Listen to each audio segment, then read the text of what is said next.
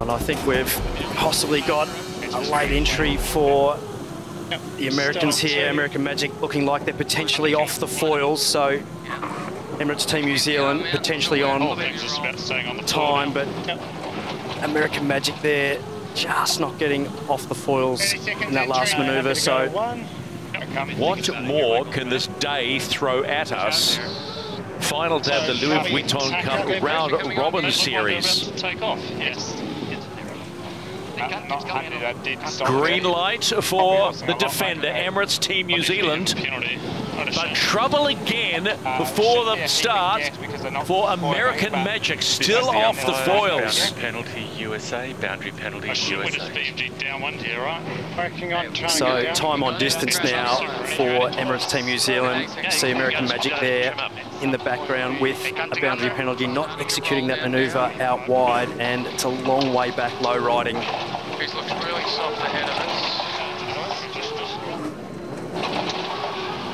Here's a good sign, Patrick, back up on the foils. They continue on forward. Yeah. So they'll just probably want to sail across and execute one manoeuvre from there to come back, possibly for a split start, the Americans. So time and distance, Emirates Team New Zealand. They will start on starboard. They're at a disadvantage already because they've got the boundary penalty. Aiming at them is probably pretty good. Keeping the boat on the foils, so nice manoeuvre there by the Americans. We'll see potentially quite a clean split start here. Emirates Team New Zealand will line these guys up and force them low. Happy to come up here. Coming up. But you don't do a late game. We still have penalty to kill. Okay, fast here. Give me a pass. 175. Race start in race 30 of the Louis Vuitton Cup Challenger Selection Series. American Magic with the boundary penalty. Split tack start. The Americans having to wash off that 75-metre penalty. You see them putting the bow down. You see the metres ticking up there. It's Emirates Team New Zealand gaining, so helming at the moment. Stand in helm for Paul Goodison is Luca Calabrese. Big day for him. He has done a lot of helming in training, but there's nothing like the hot seat in a race. For American Magic, it just looks at the bottom of the range. They do struggle to stay on the foils. Wasn't a bad recovery given the situation they're in. And for Lucas Calabrese, you know, they're on. He came off on port, so he's got his first experience of sailing in the America's Cup, and that's a milestone for that sailor. Yeah, Lucas obviously has done a huge amount of sailing, obviously on the simulator and with the team, and the depth of talent that all these teams have is quite immense. Still not laying though. They're still not laying unless they get a huge wind, which is starting to get. Little gain back to the Americans there. Right away boat, Emirates Team New Zealand, give way boat, American Magic have made a gain out that left-hand side of the course and sailing well. No issues. I'd be prepared to go down to Marcus. A bit more pressure coming. I think it'll knock if anything. Well, they have recovered extremely well, American Magic, surely. We are seeing quite big swings in the breeze in direction, and also it's pretty up and down in pressure. Great breeze on the top left-hand side of the course. Stand by. Happy to go there. Down in two. Continue. Initial thoughts? They come back. I think we'd take left off them. Well, despite the average start by American Magic, they have really put the hammer down upwind. And there's a slight subtle lead change as they get to that top gate. Both boats are head around on the first downward leg in race 30. Emirates Team New Zealand goes around first, but hot on their tail, American Magic. 3, 2, 1, and board. And on board with Emirates Team New Zealand. What are we thinking out of the bottom marks? And board. I'll be back offshore. Yeah, I think initial offshore is not bad. So a little bit of gate bias, like 25 to the right. I'm wondering if you probably left for an early tack. Left for an early tack, but that's giving This about is 40 the race meters. committee. We are moving the windward gate, shortening the course to 1 nautical mile. You're coming on this ley line. We don't So want you're to take on the board right with the turn. Emirates Team New Zealand defender of the Louis Vuitton 37th America's Cup here in Barcelona, being trailed by American Magic in conditions that are up and down like a yo-yo today.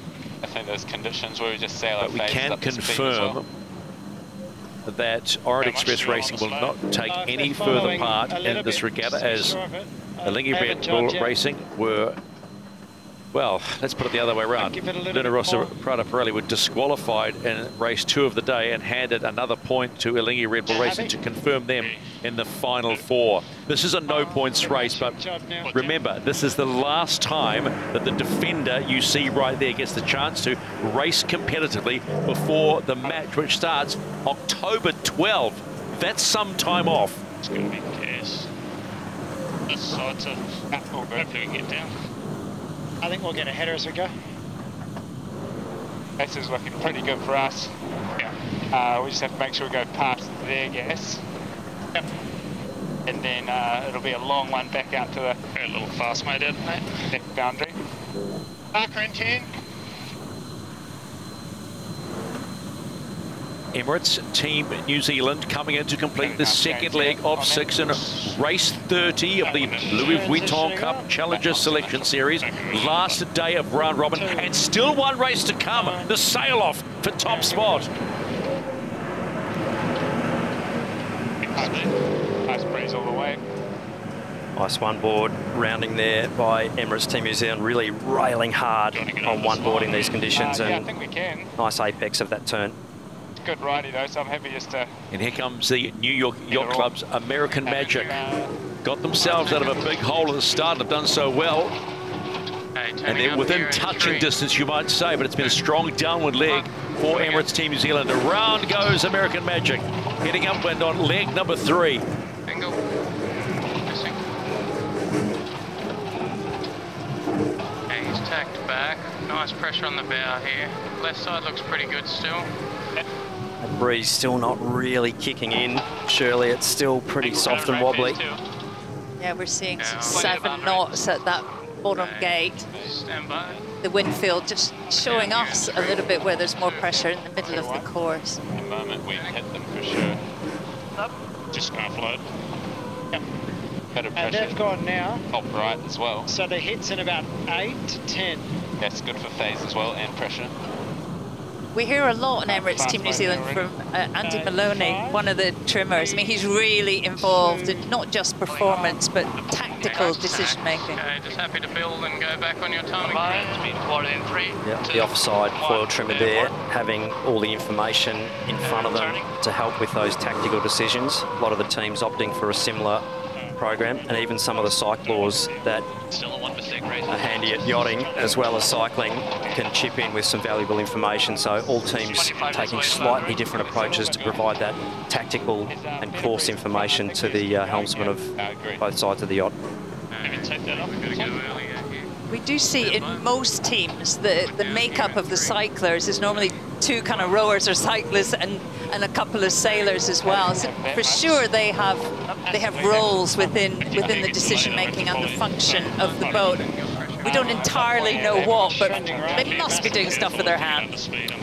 They absolutely do, and that's the beauty about putting the power in with your legs. It does leave your hands free and your fingers to be able to have input and help sail the boat around the track. So a lot of gear changing, a lot of pressure and pump management, and helping the trimming of those giant twin skin mainsails on the AC75. So big job by all the crew to sail these boats accurately around the track. Hell of a line and left there, eh? Yeah, big gain to us though. On board with Emirates Team New Zealand, and they'll be going left, Peter Burling left. on the helm, top left. It's lifting now with pressure. They're thinking the right turn, but they can't do it. I think we'd be happy with that. There's good pressure on the right turn. Okay, Yeah, good coming control. fast now. I think there's a lift coming here. Yeah. I think They they are lost on the slick. first one. They with the are gas super more slick, than the defender. that side. Any chance out on the water against an opposing team that they potentially could see in the match is valuable time. And they're about to complete the halfway mark of race 30. Yeah, golden minutes on the water here for Emirates Team New Zealand. So going through the process, not just on the race course, but the whole day, shore crew, shore team, the whole team going through a race day process, which they won't get to do as accurately as this for the next few weeks. So valuable time for the team. Emirates Team New Zealand complete the first half of this race. 3 of 6 legs are done. They take the left-hand mark as you see it, right for them on Taihoro, the name of the boat. They're now going downwind on leg number 4. They're not going away, American Magic, but they are sort of just being quite dainty coming upwind. It's as if it looks like they're pushing. It doesn't seem like they're pushing or not able to push because of the wind, and they complete the halfway mark. All the way down.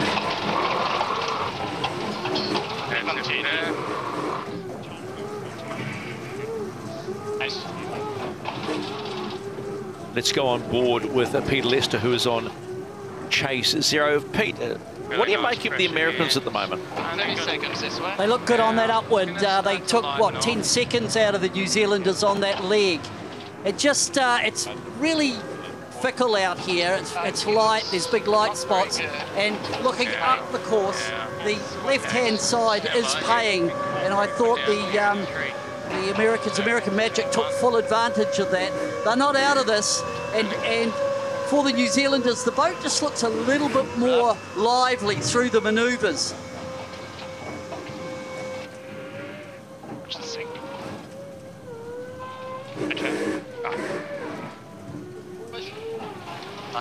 So we're on leg 4 of 6. Let's go into the chase boat for Emirates Team New Zealand and Coach Ray Davies. Would you have liked a stronger challenge at the start, Ray? Oh yeah, well, it shows how hard the entries are. Almost one of the hardest things to do out here today. So that was, yeah, Americans obviously had a bit of a tough entry, and it's a tough day out here for sure. So stoked with the way the guys are sailing and getting in phase really nicely. Huge gains down that first run, and they're away again now. This is potentially the last time we have a chat to you. I'm sure you'll miss our chats. But what's the process now ahead of the first race in the match, October 12?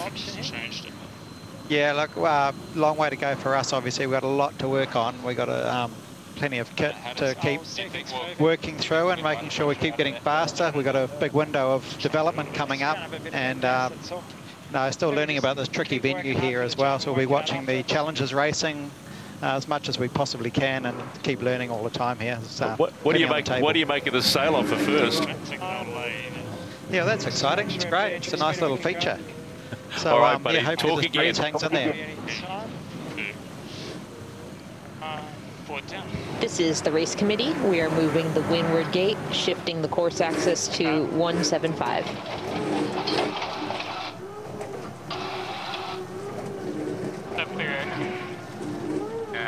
So we see Emirates Team New Zealand coming into the bottom gate for the second to last time, because the next time they meet it will be at the finish line.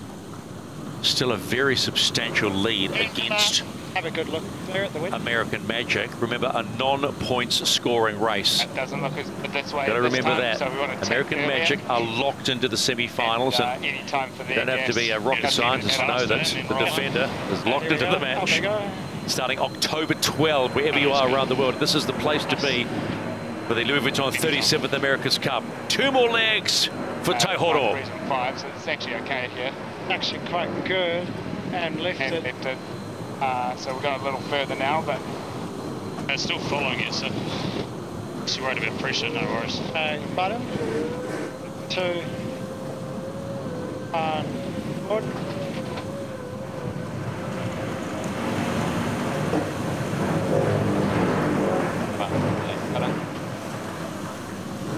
Well and truly above bottom foiling speed there for Emirates Team New Zealand, but American Magic really struggling to get hooked up here. out of this jibe, and they are going to struggle to lay this left-hand turn. So possibly another manoeuvre coming up here for American Magic. Very, very, very difficult manoeuvre here to get through the gate. Board down in 2, 1. Board 26 knots. So let's see if they can keep Patriot up and going. Weather conditions changing by the second.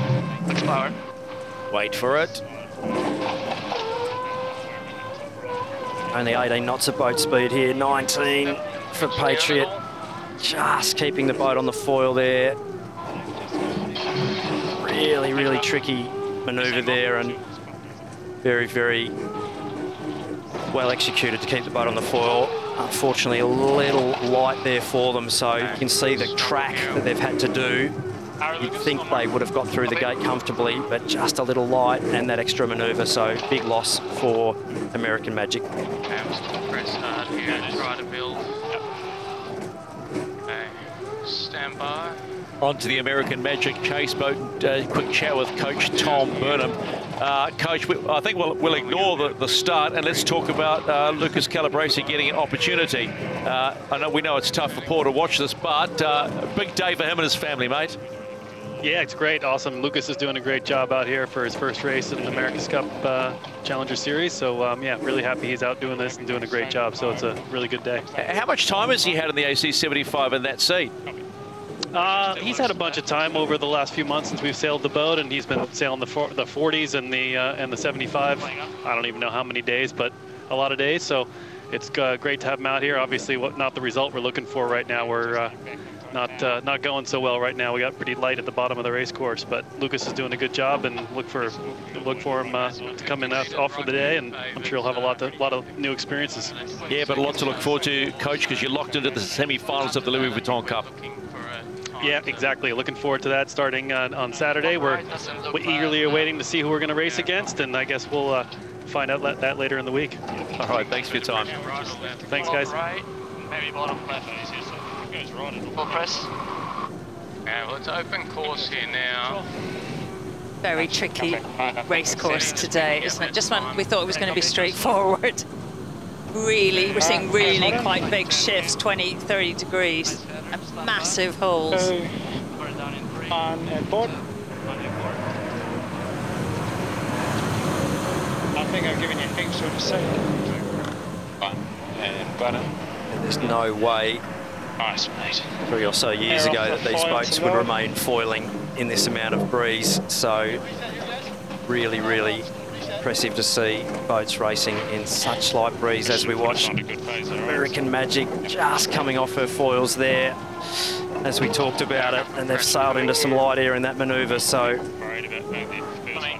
Emirates Team New Zealand coming in to complete the top leg for the fifth leg, excuse me, for the final time.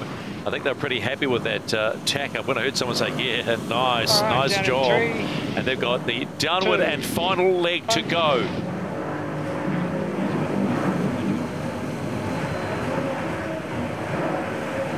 35 knot exit speed there, 65 kilometres per hour, and very, very light air. And American Magic doing a really, really big build there to try and get Patriot back up on her foils, and they'll be hoping for another light air patch for Emirates Team New Zealand to fall into. They found one, and they definitely are out there on the course.